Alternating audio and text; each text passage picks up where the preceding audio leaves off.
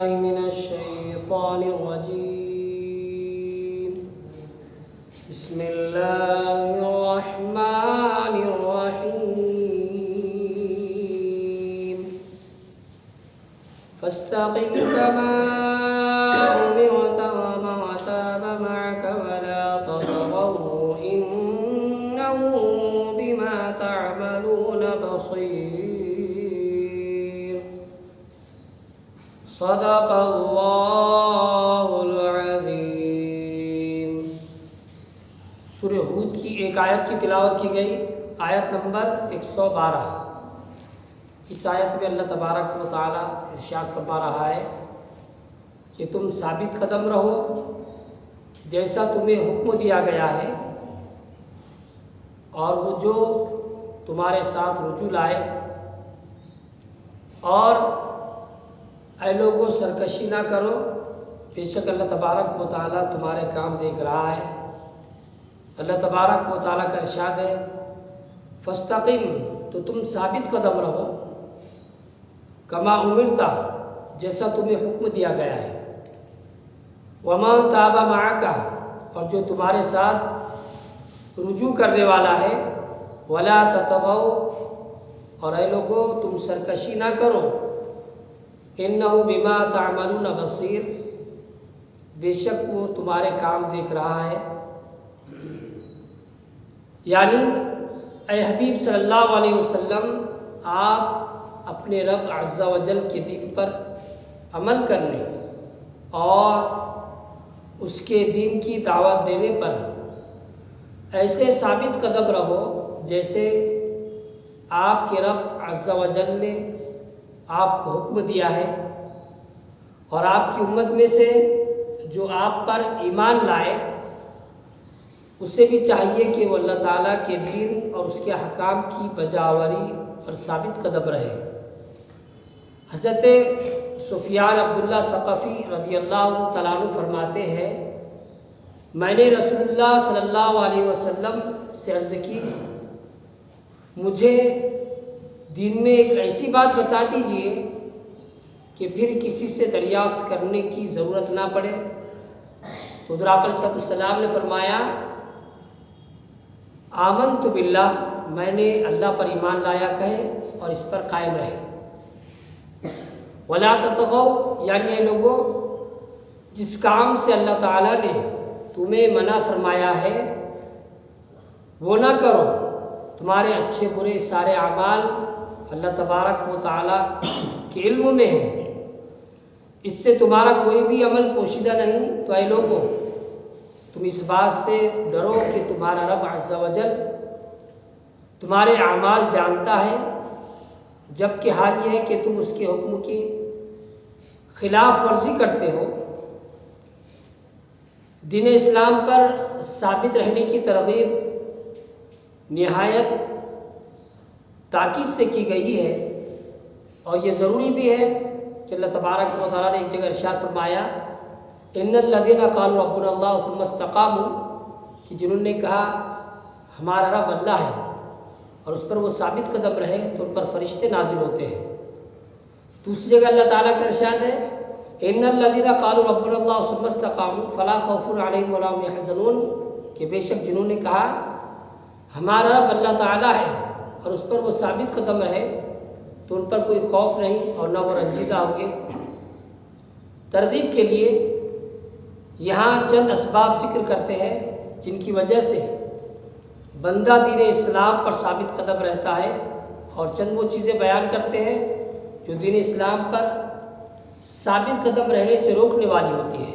چنانچہ دین اسلام پر ثابت قدم رہنے کے چند اسباب یہ ہے، نمبر 1 علم دین حاصل کرنا، نمبر 2 کثرت سے مسجد میں حاضر ہونا، نمبر 3 زبان کی حفاظت کرنا، نمبر 4 کفر اور گناہوں سے بچنا، نمبر 5 کافر بد مذہب اور فاسق و فاجر لوگوں سے تعلقات نہ رکھنا، نمبر 6 نفسانی خواہشات کی پیروی سے بچنا، نمبر 7 مصیبتوں اور تکلیف میں اللہ تعالیٰ کی طرف سے آنے والی آزمائشوں پر صبر کرنا، نمبر 8 اللہ تعالیٰ کی رحمت سے مایوس نہ ہونا، نمبر 9 لمبی امیدیں نہ کرنا، اور نمبر 10 دنیا میں زہد و قناعت اختیار کرنا وغیرہ۔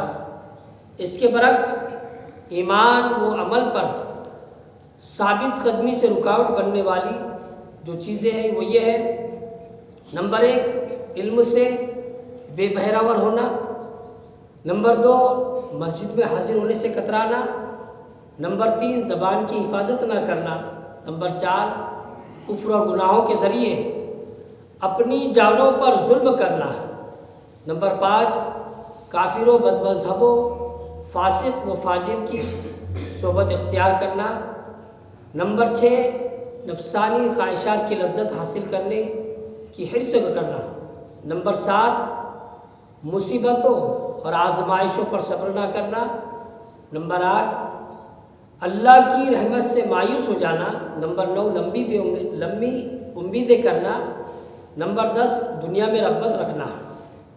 حضرت عبداللہ بن عباس رضی اللہ تعالیٰ عنہ روایت کرتے ہیں کہ روم کی جنگ میں دوسرے مسلمانوں کے ساتھ صحابی رسول حضرت عبداللہ بن حذافہ سہمی رضی اللہ تعالیٰ عنہ کو بھی قید کر لیا گیا۔